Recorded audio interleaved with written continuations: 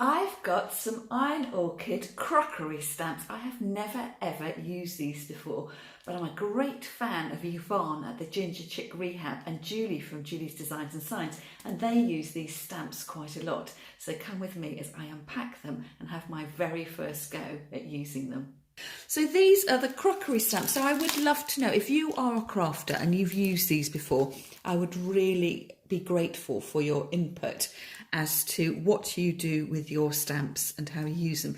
The reason I've bought them is because I thought I might like to have a go at recycling, upcycling bits of ceramic ware, pottery, tin cans, or whatever I decide to give a paint and a makeover to, and then put the crockery stamp, so it's a stamping set, and then to use these as vases. It's beautiful with some daffodils in it. So that's my plan, is to have a practice and then put my stamp onto my piece of ceramic ware just to give a new look to it. I don't know anything about these stamps, so as I say, I would appreciate your input. So they're made by a company that are called Iron Orchid Designs, and this particular one is called the crockery stamp, and I think they come in all different shapes and sizes. So you could, I think there's flowers you can buy, you can buy an alphabet set, so there's all kinds that you can get. So this just happens to be the one that is in at the moment. And if you're interested more about these the products, Iron Orchid Designs actually have a YouTube channel as well, so there's loads of ideas there. So I have got this, and it's come all wrapped up. I haven't opened this at all. There's some ideas of how it's used. So these are on old, what we would call Kilner jars, and the Americans call them mason jars. And so they use them to give it a sort of shabby chic farmhouse look. So there are some instructions on the back, which I have read in advance because I can't read out loud very easily on the cuff. So they come on this little plastic backing. Oh, this is quite exciting. It's got a lovely ripping sound. Can you hear that? There we go. Oh. And then you've got all these designs, and you peel them off, and then you use them to stamp. So what do they say? I have got clotted Devonshire cream, Frank Cooper's Seville marmalade, Dijon mustard, another Dijon mustard, orange marmalade from John Moyer from Aberdeen and London, Seville orange marmalade, potted meats, Josephine's famous marmalade, more marmalade, royal lemon curd. Oh, lovely, I like lemon curd, and thick cream. So I've got to decide first of all which stamp to use, and that's going to be purely based on how big the stamp is and would it fit. So a little bit too big, a little bit too big. I did think the clotted cream one, but I think it's going to overhang the edge. So I think I might go for this, that one there, because it's really, really small. So what you have to do when you first use these stamps is you have to prime them. And that, because they're sort of factory made, straight from the factory, you have to scuff up the edges a little bit in order that they take up the ink. So I have got an old piece of sandpaper here, and I'm going to peel this off. Look, oh, it's like jelly coming off. Gosh, this is quite hard work. Ah, that's clever. I'm just realising that the little stamp there, but it's got it printed on the backing there. So if you were to take them all off, you know where they go back to. Now, isn't that clever? I've never realised that from what I've seen from previous videos of watching other people. So I have to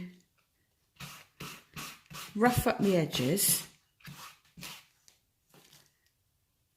like that. Don't know if that makes a difference. Can you see the difference? Not quite sure. Focus there. So I'm slightly nervous at this point. I thought I would practice on a tile first of all before I went for the real thing, and I need to decide whether I'm going to put it on the front or on the side on that one. So I'm going to take some surgical spirit and clean off my tile, Perhaps I could try actually a really big one here. That might be an idea. I'll try a big one on there to make it look really impressive. And I seem to have gone for that side piece there. That's a nice big marmalade one right in the middle. So peel that one off. Oops. Juicy, juicy. Gosh, it's quite tough to peel those back. Rough that up with my sandpaper. And that's all ready to go. And then the ink. So this is quite strange that this is the ink pad and it's got nothing in it. And you buy the ink separately. So I guess it stops the ink pad from drying out. So it's not wet, it's just spongy sponge. So then you have to take this. I feel a bit nervous doing this. Does that just squeeze out then? Yeah, oh, look at that. So I think I just squirt it and let it soak in. I'm slightly nervous. Have I put too much on? Not enough? It's sort of glooping up at that side. But I guess I have to cover the whole surface. Otherwise my ink pad won't, the stamp won't ink up properly. But trial and error. So I'm just painting it, drawing it onto the ink pad, covering the whole surface. But it hasn't sunk down that much. So you take the ink pad, and with this, with the textured side up, you then turn the ink pad over, and you go like this. So you ink up. So that seems to have covered. So I guess I probably got the right amount of ink on there.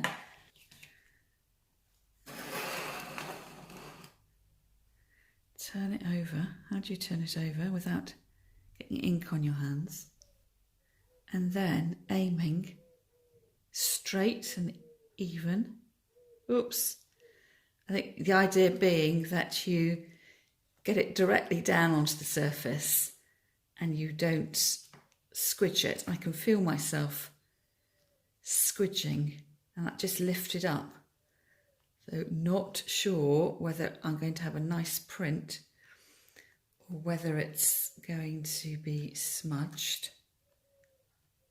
So keeping always got one hand on it. Just making sure I have squished it down all the way.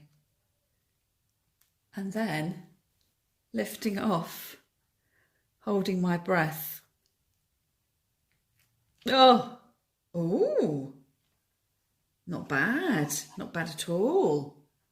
Got a slight little squidgy squidge there. It's like I've got dirty fingers down there, just the tiniest bit there.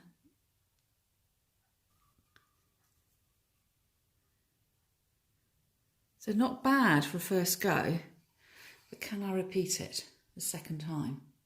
Do you imagine how difficult this must be trying to do it on a rounded surface? I think that must take quite a lot of practice. Whether I'm supposed to mount this onto the other piece of plastic, and that would give me something more to hold.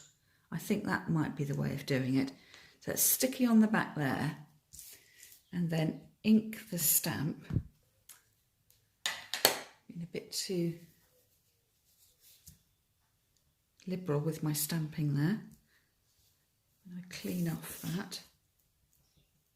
So that is easier, putting it on the backing paper. So I'm in that situation. I don't know whether you do this when you're sort of doing crafty things of trying to hold my breath. So I'm going to just eye up the straight line there and make sure it's parallel with the base. And I'm going to go towards the top half. Oh, I can feel myself wobbling. So I'm going to go straight down. Don't move. I can feel a little bit of a squish. So never letting go of it. Always got two firm fingers on there. So that's done that side.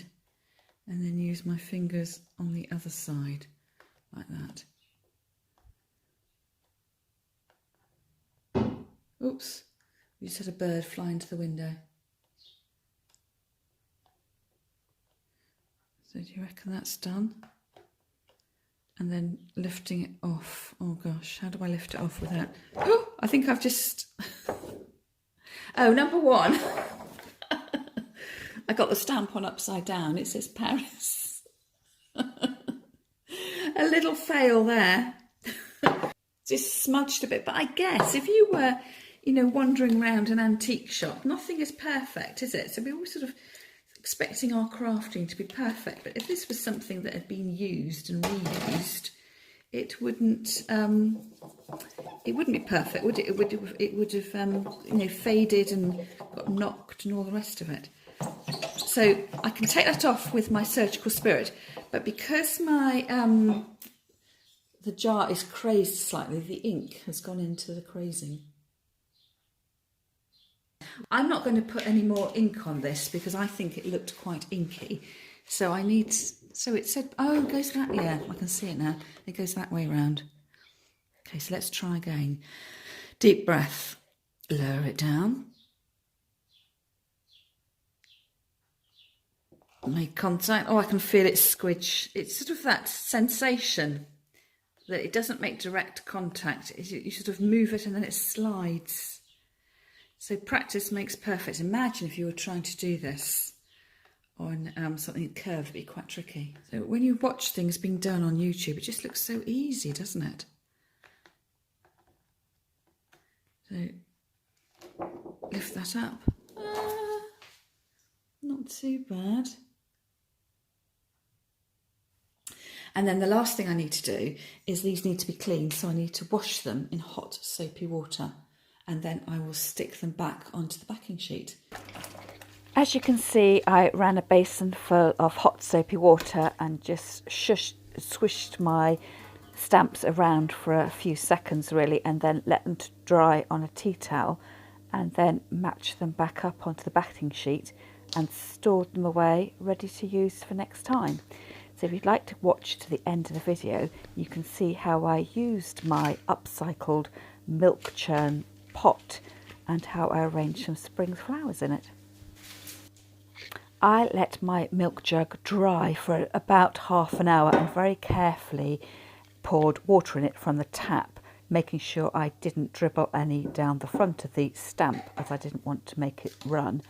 And then arranged a selection of flowers from my garden. So daffodils in first, and I'm just measuring them out so that they don't stand up too tall above the container. Everything's going to be quite short and very casually arranged. So I got some yellow tulips, an odd white tulip, and then some forget-me-nots for my garden, and just pulling off the lower leaves and recutting the stems so that there's no greenery inside the container. If you leave any leaves or side shoots inside in your water, they will start to rot off, and that's what turns your water very stinky and shortens the life of your flowers.